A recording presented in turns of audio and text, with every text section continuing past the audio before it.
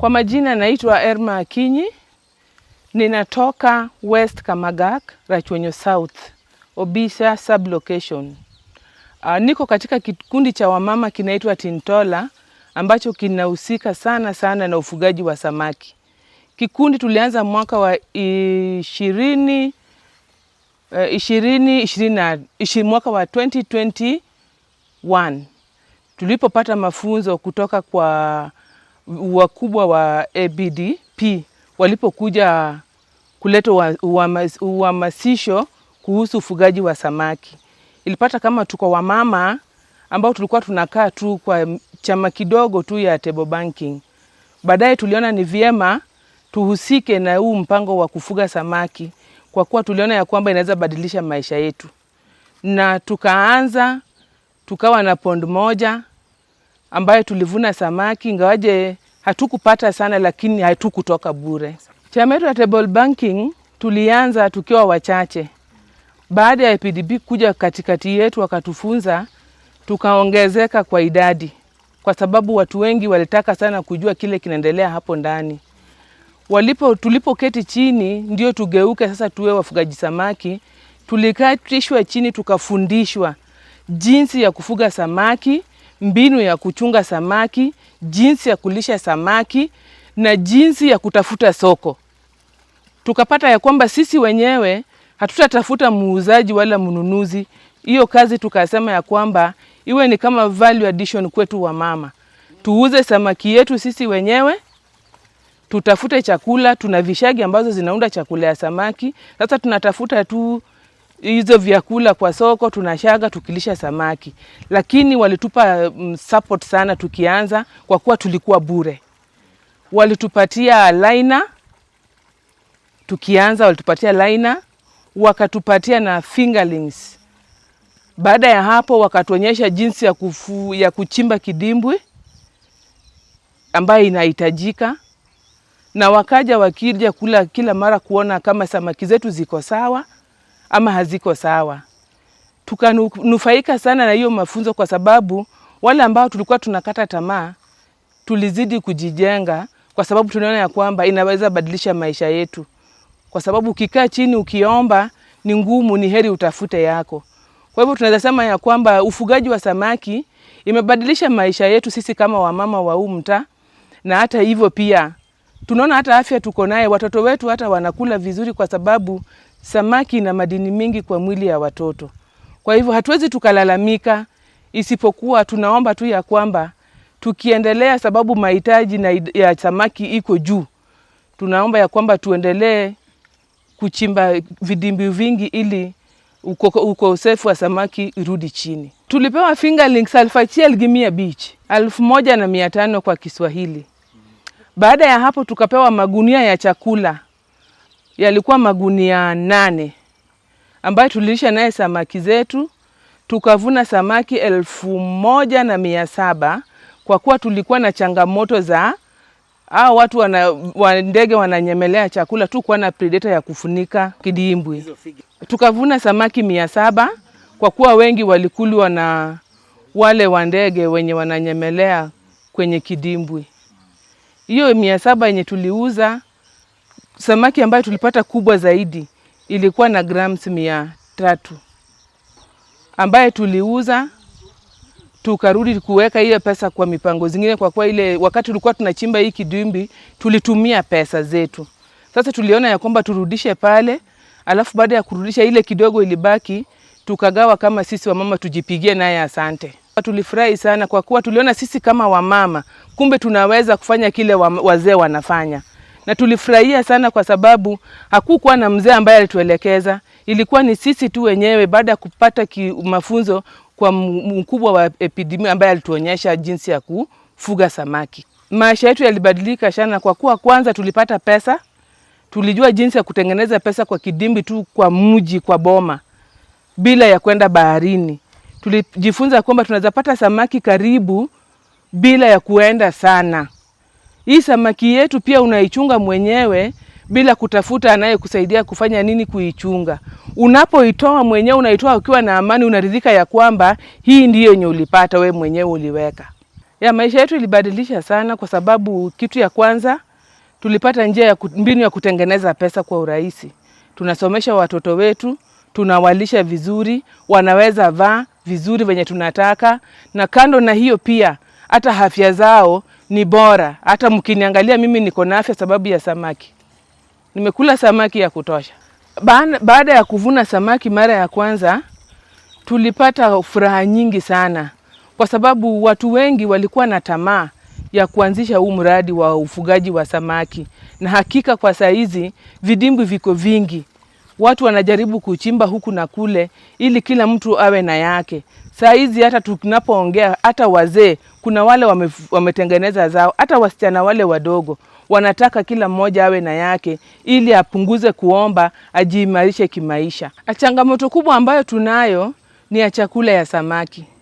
Tunapata kwamba samaki chakula yake ni bei kali sana. Tunajaribu kutengeneza reja reja, lakini haifai samaki kwa kuwa inakuwa nzito kwa samaki, samaki inaelea juu, chakula inaenda chini. Sasa samaki wetu kuliko wakue kwa muda unaofaa, hata inachukua muda sababu hawakuli vizuri. Kwa hivyo tulikuwa tunaomba ya kwamba kama serikali inaweza tusaidia na mbinu ya kupata mashine ya kutengeneza chakula vizuri, tungesonga mbele kuliko vile tumefika. Changamoto ya pili ni kuwa wakati wa kiangazi maji ni shida sana.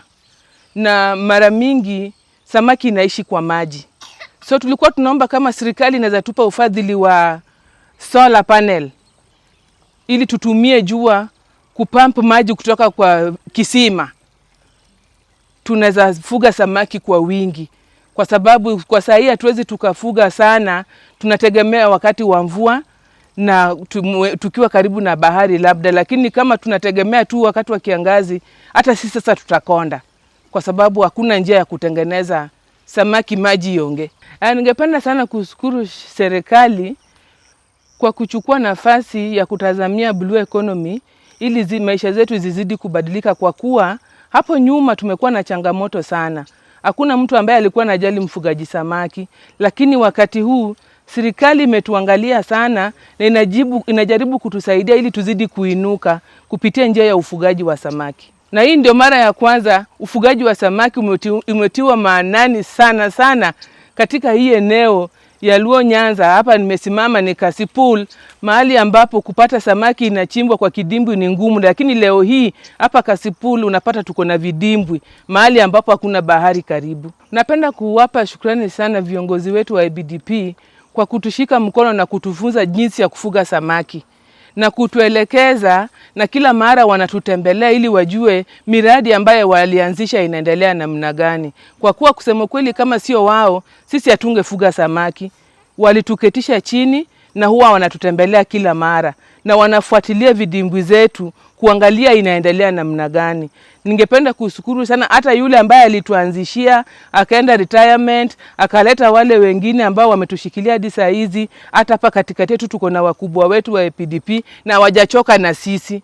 Bado tunasonga mbele tukifuga samaki kwa kuwa hiyo ndio maisha yetu.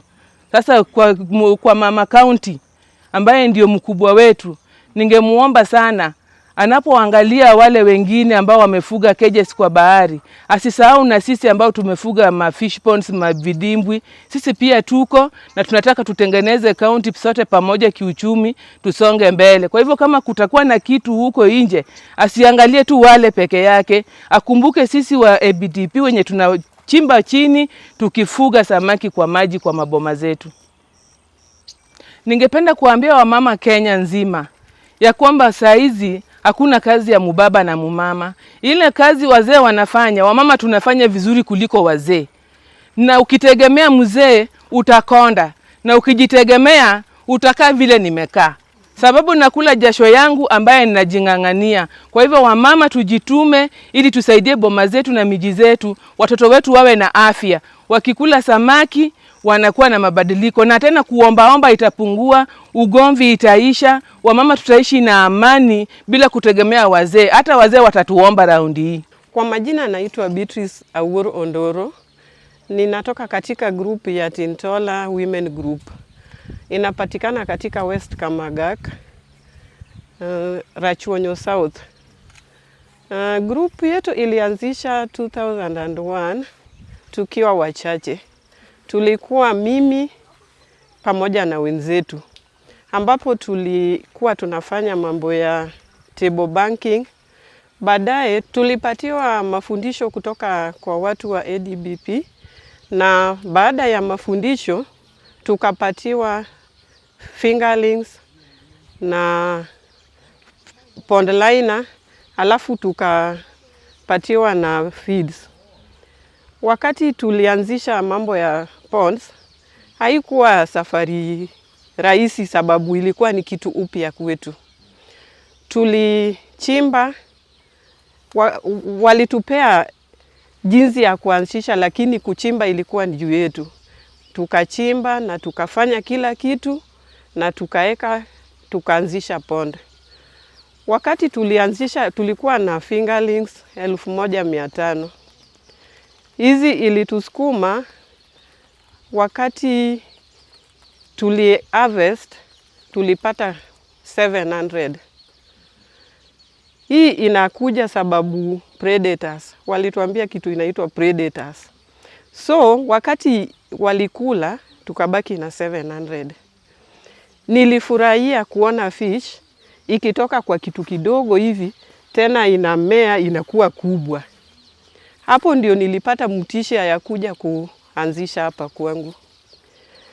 Nilipoanza hii yangu nilianza kama mama, lakini nilikuwa naendelea kuuliza chair lady vile inaweza endelea, na nikamwambia kama anaweza kubali tukue tu ikue group, lakini bado iko kwa group, lakini bado nataka niendelee na mafundisho. Tuliendelea hivyo na mimi nikaanzisha hii. Hii yenye iko hapa kando yangu, wakati nilianzisha nilinunua fingerlings ya 500 catfish. Juu nilikuwa nafurahia ile nini yake. Nikaleta 500 pieces. Tena nikaleta 500 pieces ingine ya tilapia yenye iko nyuma yangu. Niliendelea hivyo. After 6 months nikatoa hiyo ya kwanza, lot ya kwanza. Lot ya kwanza nilipotoa ilikuja 460. Ndio nilipata kwa pond. Nilieka 500 nikapata 460. Kitu cha muhimu yenye inanisaidia na hii pond sio mambo na kukula tu na kuuza, lakini ninatamani siku moja nikuwe ninawezaeka mingi zaidi. Alafu hii mjengo unaona hapa haijakuja bure, ni hii pond. Nikiuza, nikitoa maji kwa hii pond nafanya nayo irrigation kwa shamba. Ukiwa na mimi hapa unaweza ona pale kuna mboga. Hapo kule mwisho niko na mboga. Mboga yenye ninapanda hapa ninafanya irrigation na hii maji. Kitu yenye tena ni kama challenge kwangu ni wakati ya kuwalisha. Ninakosa malisho. Alafu ninatumia hii local. So local si vizuri sana juu ukieka ina zinc. Mwenye anafurahia ni catfish. Hawa tilapia hawakuli, wanapata kidogo zaidi. Sasa wanakuwa hawakui haraka venye inafaa wakue. Hii irrigation ninafanya na fish pond. Maji kutoka kwa fish pond. Chakula yangu haiendi bure. Ninapeana hii local, inaingia kwa maji. Wakati imekuwa fertilized huko ndani, wakati imeshika kabisa iko na fertilizer, ndio ninatumia kwa shamba ya mboga. Huko kwa shamba ya mboga tena ninarudi kupatia samaki yangu. Samaki yangu huwa ninawapatia mboga fresh kutoka kwa shamba. Kwa wiki ninachuna gunia 20 kwa hiyo shamba. Gunia 20 ambapo kama soko ni mzuri, pa gunia ni 1000. So hiyo ndio inafanya nanunua chakula ya fish. Vitu vyangu haziendi tu. Hii maji inaekwa hapa ndani, inakuja na solar panel. Nimeeka fresh from the river, yenye inapatia samaki hewa mzuri. Ikiingia kwa pond, inatoka kwa pond inaingia kwa shamba. Tena kwa shamba ninapata mboga inarudi nyumbani. Mboga yenye imerudishwa nyumbani ndio hata ninakulisha mtoto. Na bado ndio mtoto atakula nini? Samaki ya pond. So yangu sioni kama naomba pesa. Ile maji ninatoa kwa fish pond, ninapeleka kwa shamba, ninafanya no irrigation. Na kwa shamba ninatoa gunia 20 kwa wiki. Na ninauza hiyo gunia 20 ni 1000 per bag. Nikitoa gunia kwa shamba nikitoa mboga kwa shamba, ninauza. Na ninapeleka zingine shule, school fee. Zingine tunakula hapa, ingine tunapatia fish. Mwaka huu niko karibu ku harvest. Around December nita harvest. Lakini naona niki-harvest itanisaidia sababu niko na watoto. Nimekuwa jasiri sababu ya hii pond. Niko na watoto wanakula fish. Ninauza peke yangu, ninasomeza. Like sahi nilikuwa na watoto wamemaliza form 4 wawili. Wanajoin wote university. Nilikuwa jasiri nikawaambia tu tayarisheni vitu mnaenda shule sababu ya fish pond. Alafu ningependa kuambia wamama kama mimi, watu wa group. Usione eti ni ya group tu peke yake ndio niende, kila ikifika niende group. Jaribu vile nimejaribu. Weka. Ukiweka kama yako na mwingine aweke, usione hii kazi hapa ni ya wanaume. Si kazi ya mwanamume. Hii kazi kila mtu anaweza. Na ninashukuru mama wa county. Niko proud kwake sababu yeye ni mama. Alipigana na wanaume akawashinda. Ametusimamia huko. Yeye ndio sasa mama wa county. Niko proud na yeye na ninajua pahali yako. Sema vizuri mama wa county nani? Ninashukuru. Mama Gladys Wanga. Ninafurahia kwako sababu najua pahali huko. Venye umefanya ukakuwa mama wa county. Najua utainua wa mama kama sisi. Na ningependa mama yoyote wa Kenya mzima, pahali mko, msiseme eti wacha ningoje mzee akitoka atarudi na samaki. Weka samaki karibu na wewe. Ukisikia leo tumekula mboga sana, unapata hapo chakula yako na unakula. Kitu yenye unaweza uliza mzee, sio samaki. Unaweza muuliza mambo ya nyumba, mambo ya school fee, lakini sio eti hatuna kiberiti, unatuacha aje. Na tulikuja kugundua vita mingi kwa maboma inaletwa na njaa. Na njaa inakuja sababu umejieka tu. Unasema baba fulani sahi unatoka unatuacha aje. Kama mama mwengine mwenye tuko kwa group na tumegrow kwa group yetu na tunafurahia group yetu. Sahi wamama tunaweza. Na hakuna vile utasema eti mzee ndio kila kitu. Tutafanya kazi ukijitolea na ukipenda. Like mimi nilipenda kasamaki kadogo hivi. Nikaamua kumpatia chakula kila asubuhi nampea. Kila mchana nampea. Kila jioni. Na nikasema wacha nione vile itakuwa kubwa na nione siku ile nitafurahia kuwa na hiyo samaki.